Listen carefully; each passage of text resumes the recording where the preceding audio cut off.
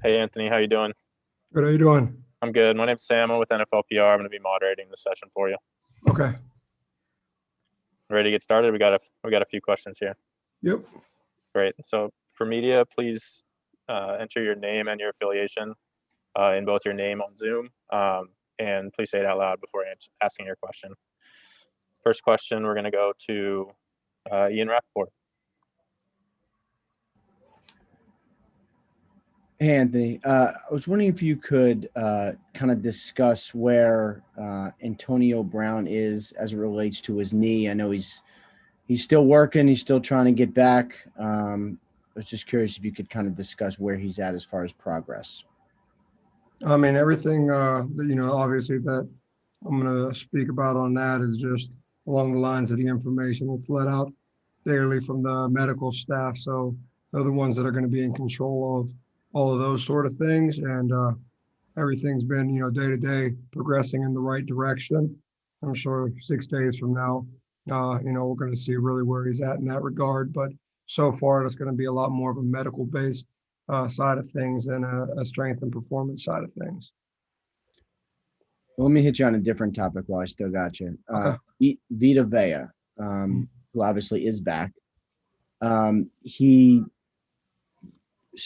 I think, was pretty far ahead of schedule, it seemed, as far as actually being able to get back. And from what I heard, a couple weeks before he actually was on the field, he was doing some pretty intense workouts. How did that happen where he was able to come back as quickly as he did? So, in regards to Vita, I mean, I think, we had that talk the day after the Chicago game, he and I, and just, setting goals for everything, right, wrong, or indifferent.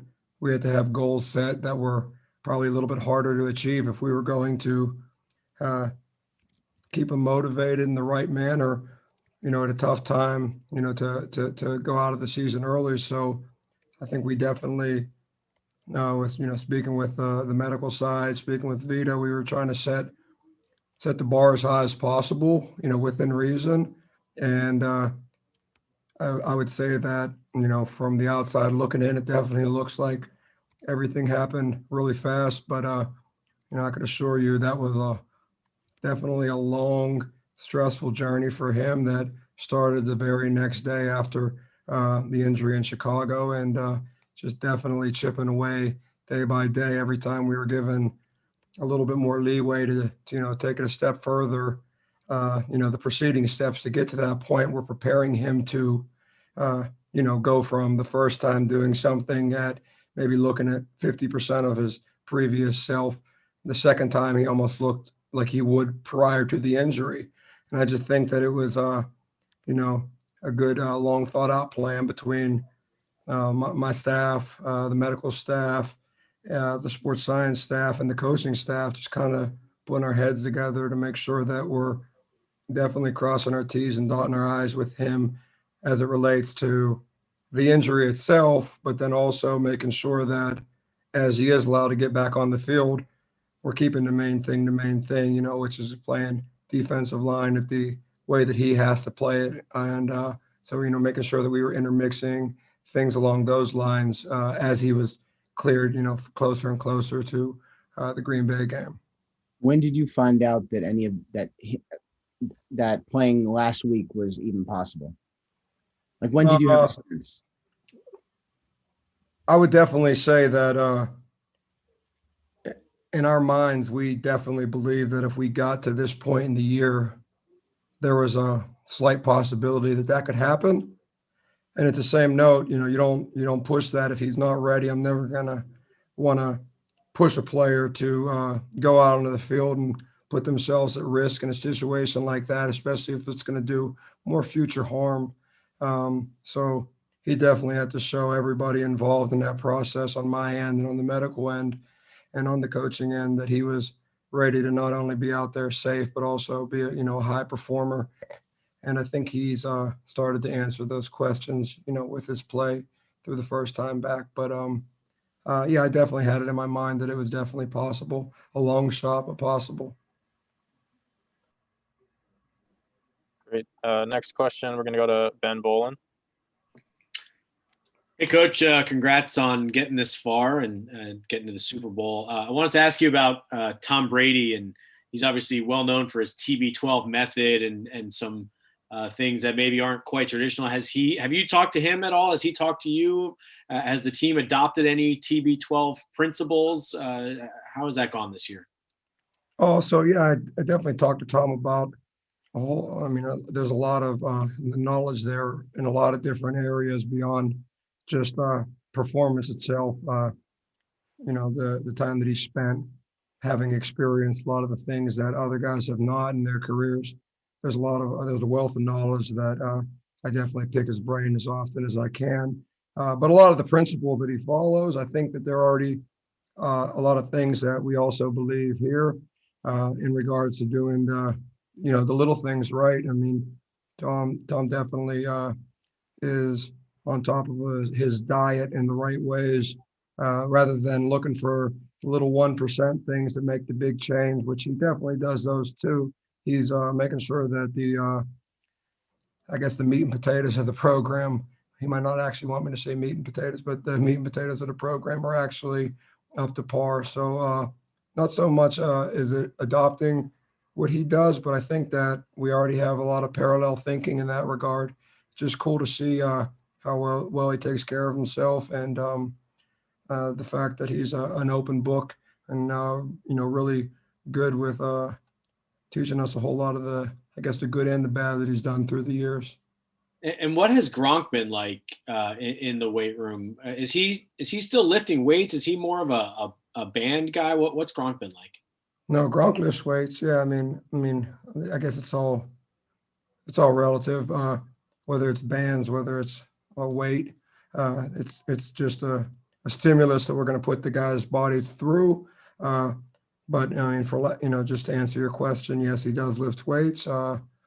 Just like any of our other guys, though, we customize it as much as possible for their style of play, for their injury history, and also trying to get a little idea of what's worked and not worked for them over the years. I mean, we try to customize that training program for every guy on the entire roster as much as possible. Gronk's been great to train, even dating back to our virtual workout periods. I had a lot of fun with him through that means, and even more so in person. But he, just as you guys see him on the field, he attacks his training in the same manner.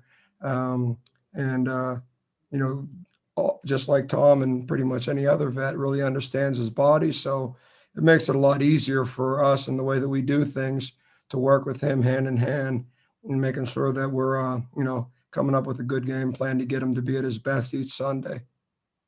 Cool. Thanks a lot, Anthony. Next question, we're going to go to Randy Zelia with the Back Sports page.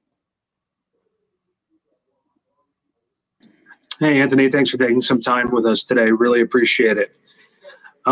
Did you guys have to do any adjustments to all the COVID protocols on how you guys were able to adjust the workout plans for everybody?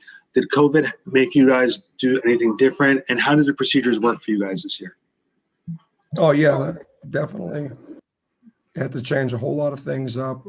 And some of the information that was obviously out in the public's eye in regards to spacing of the weight room, in regards to numbers that are allowed to train within the weight room, and numbers that we're actually training outside in an area that we also set up, that we still have set up to this day. So I think that we were very proactive from the outset. Luckily, I think that when a lot of things really shut things down during the onset of the pandemic, I think our ownership really stepped up big, and rather than kind of putting a lot of things on hold, just asked what can we help with to do to get the players right. And a big step in the right direction happened probably back in March when we attacked the virtual workouts as a main portion of our off season, where I think 98% of the league did not choose to do the virtual workouts as a mandatory portion of their off season. So I think that was a step in the right direction of at least getting some of the infrastructure down.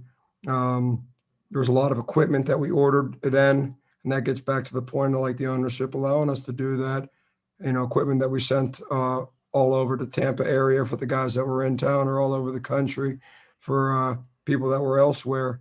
And some of that equipment, obviously, we brought back in after the fact for training camp to help us build a secondary weight room outside underneath the tent.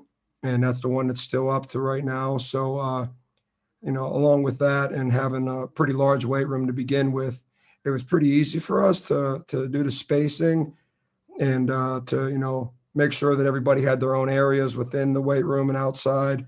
So we really could be, if anything, we probably did it a little bit further than the minimum requirements.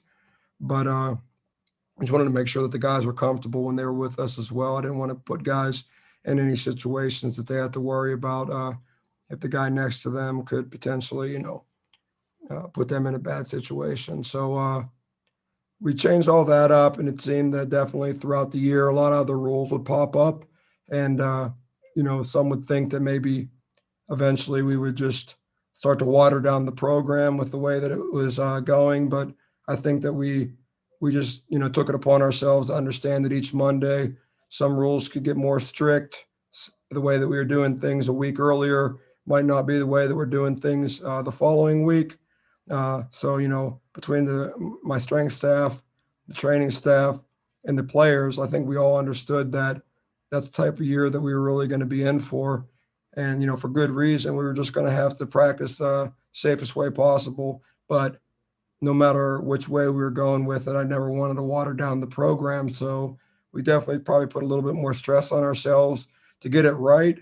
And, not at the expense of the players. I just didn't want it to seem different to them. So, up to this point, looking back on it, it was definitely quite a task. I think it taught a lot of us, maybe even some things that we'll continue to do in the future. It's been nice to kind of spread out the room. You get to see things from a different lens for sure. But definitely happy that we never took the shortcuts in any of the way that we did these things. And I think it's definitely paid off. Next question, we're going to go to Joseph Stazuski with the New York Post. Hey, Anthony, how's it going?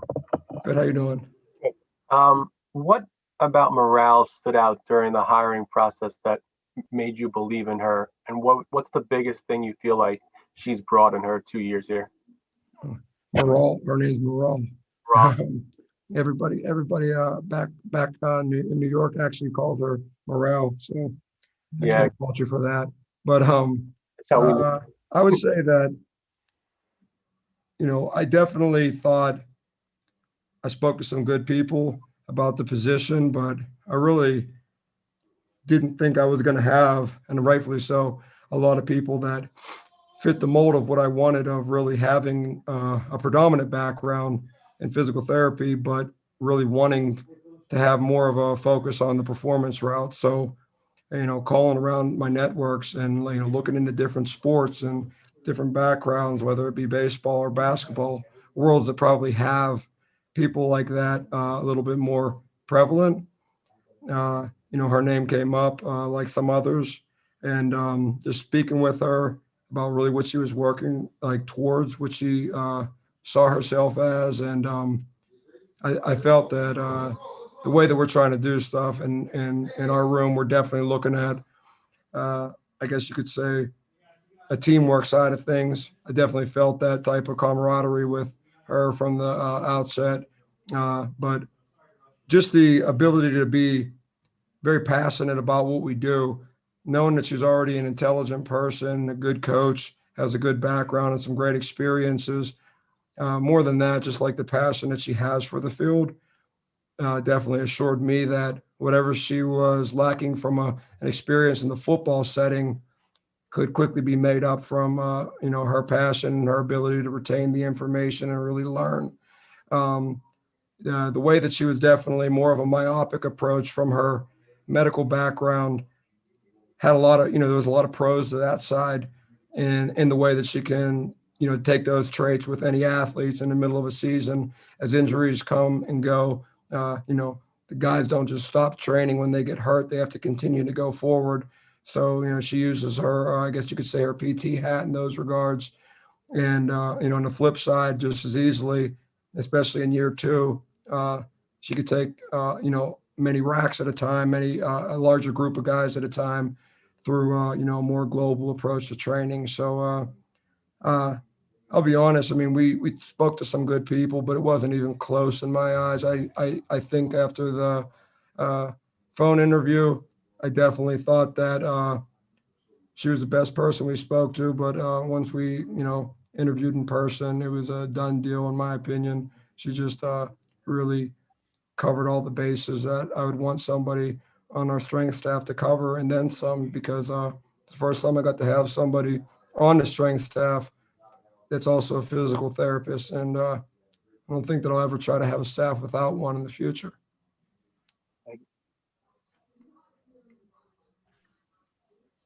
We're going to go back to Ian Rappaport. Ian? As I unmute myself. Another Vita question, forgive me. So he's a big dude and had a lower leg injury. How do you keep his weight down and conditioning up when moving around is difficult? Like that would seem to be a challenge. Yeah, I think, I think from the outside looking in, obviously, we're all thinking at the end goal, we only have so many days to run, and he only has so many days to do this specific activity that would prove to you that he could do it on a football field. But the fact of the matter is, like, there's definitely a lot of preparation, months in advance, thinking about going back to the first time we spoke about this, the day after the Chicago game with the injury, and we talked about getting back for a late playoff run. We work backwards in that program. What does it look like? What do we have to be ready for to play in the NFC Championship? And scale back to the first day after surgery, or even prior to surgery, so that we know at different points in time we're going to have these benchmarks that we have to meet, and these progressions. And some progressions of basic activities might be feeding into progressions that are going to be a little bit more specific on when he gets onto his feet, when he's cleared to get onto his feet. But even prior to getting onto his feet, there's definitely a lot more, full body conditioning based activities that we can do to make sure that from a general fitness standpoint, we're staying up on that. And that's definitely from a general standpoint, just as strength is going to be general. But we also have to keep in mind that Vita's exceptional. I can't take all the credit for what was able to be accomplished with Vita. He's special for a reason. The scouting department drafting him here, they probably deserve more of the credit. Just the fact that the bar is a little bit higher for him. Even when he's coming off of crutches, the bar is still a lot higher for him than it is for the average person. He's a big guy, but he's made to be that big. And he functions at a much higher rate than the normal person does, functions at a higher rate than the average guy at his position in this league does. So I definitely didn't train him like I would train somebody else. I definitely looked at, from the individual standpoint, what he was capable of. And it wasn't just strength, it wasn't just conditioning, it wasn't just football, but it's all those things. All those things matter. The stuff that the training room was doing, making sure that I'm reviewing what they're doing so that I can make sure that we're not double dipping, making sure that I'm helping what we're doing in the weight room to progress what they're doing with him on that end, and vice versa. So it was definitely a group effort with Vita. There was a lot of people involved, and all the credit goes to him. Just definitely took a lot for him to look out there on the field and see, what his teammates were doing and how he knows that he could be a part of it and help that part. But nonetheless, just, keep chomping at the bit, working day after day, like seemingly for, it seemed like months on end that we were doing it. But like you said, 6 days a week, we had, more work specific added on as he was allowed to get back on his feet, for sure. But it's definitely been months in the making to make sure that when he was on his feet, from the overall general fitness standpoint, his body was able to adapt to the specific means much faster had he not been doing a lot of the other things prior. Great. We have time for one more question. Andrew Chiapazzi, the Beaver County Times. Thanks. Anthony, as a Beaver County guy, you have a couple of familiar faces. I can't hear you too good, Andrew.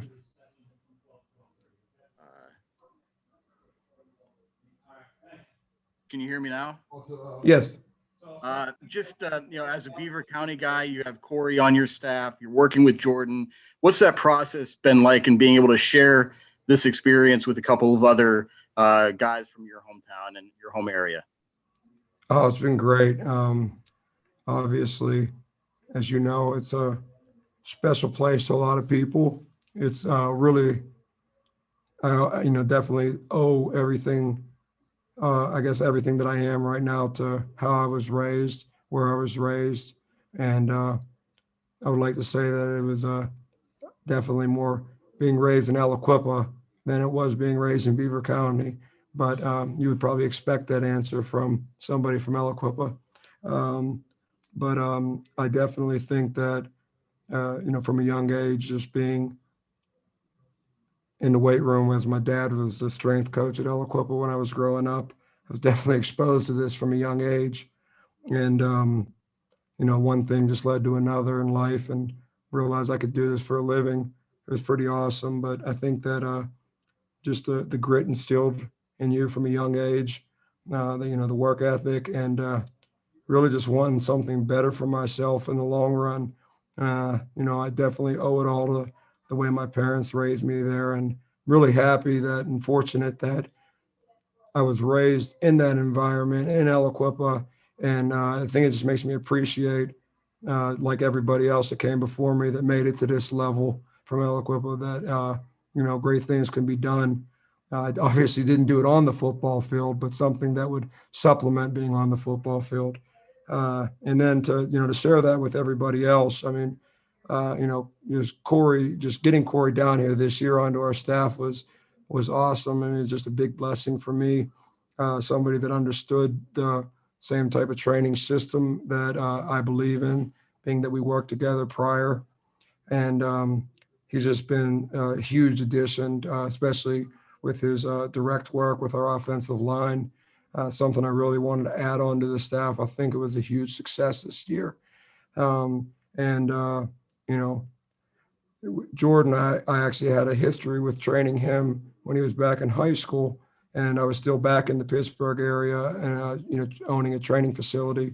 And so to kind of come full circle and get to see him at this level, but actually him and Justin Watson, for that matter, not a Beaver County guy, but a Pittsburgh guy nonetheless, just to get a chance to see them on the front end and then at this level of their career. It's been awesome. It's really been awesome too, just because they're definitely pillars of success, from taking care of their bodies, from getting the most out of their bodies in the way they play, but more so in the way that they prepare to play. And definitely speaks volumes of where they come from and the things that are made important from a young age. So definitely remember my roots regularly, and I appreciate you jumping on with that question. Great. That's all the time we have. Thanks, Anthony. Appreciate it. Thank you.